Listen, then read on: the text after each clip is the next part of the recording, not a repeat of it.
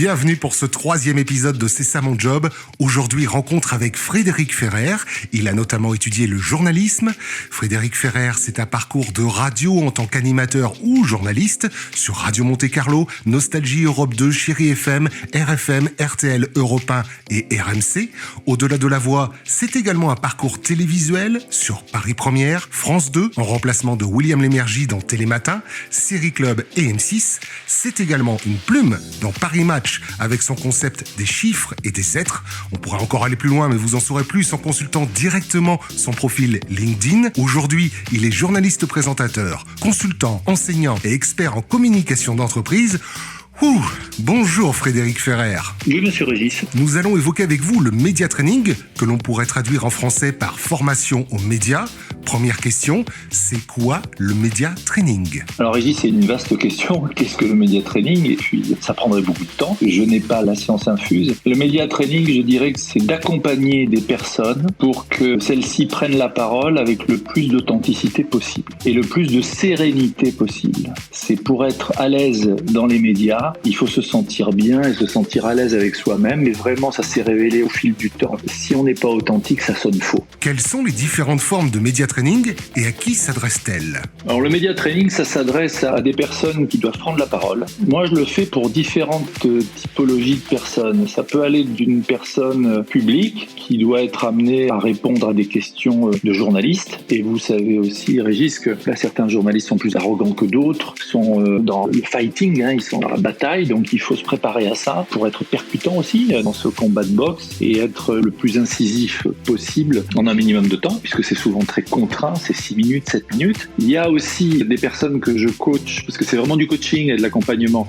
sur des modes de prise de parole en interne, donc devant une assemblée, des actionnaires, des collaborateurs, des managers. Donc là, on est sur une scène devant une assistance ou devant une caméra. Donc là, il y a d'autres enjeux. Est-ce que je suis le bon leader ? Est-ce que je donne du sens ? Est-ce que j'embarque bien avec moi tous les collaborateurs? Et puis, on a le média training que moi, je pratique, par exemple, avec mes étudiants, puisque je suis enseignant à ESCP Business School, qui est mon école de formation. C'est leur apprendre à se vendre, mais au sens noble du terme, c'est-à-dire que quelque part, à un moment ou à un autre, on est un produit et on doit séduire. Donc, comme c'est le master média où j'enseigne, je leur apprends à préparer un entretien avec un recruteur qui doit séduire. Voilà, c'est un peu tout ça qu'on essaie de faire. Peut-on comparer cela à de la séduction ? Oui, moi je suis convaincu que c'est de la séduction.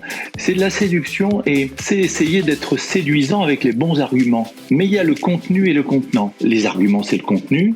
Le contenant, c'est un peu le packaging. Moi, j'aime bien concevoir des concepts pour mettre en avant des idées.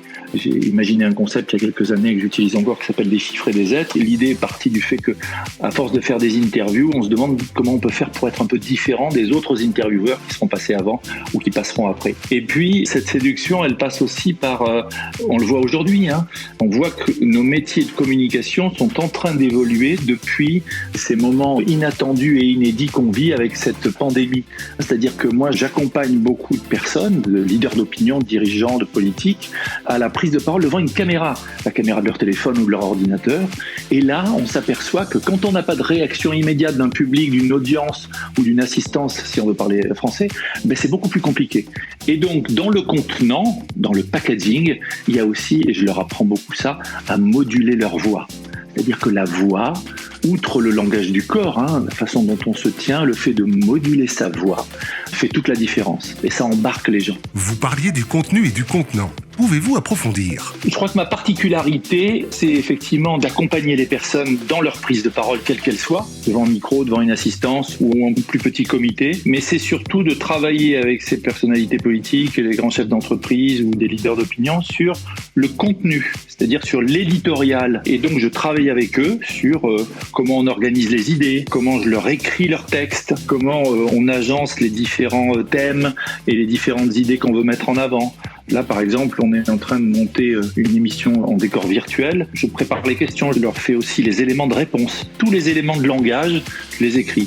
Et ça, c'est vrai que c'est en plus du média training, mais ça va vraiment avec. C'est-à-dire que je ne me contente pas de les aider à prendre la parole sur quelque chose qu'eux ont écrit, mais je les aide en amont à écrire quelque chose en intégrant bien leurs enjeux et leurs problématiques. L'orateur doit-il toujours travailler sa technique ou cette éloquence est-elle définitivement acquise ?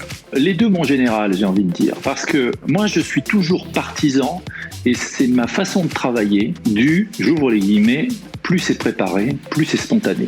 En gros, moi je leur dis toujours, c'est votre slalom. C'est votre slalom, vous avez des portes à passer. Ne vous évertuez pas à apprendre par cœur, parce que ça sera pas authentique, ça sonnera faux.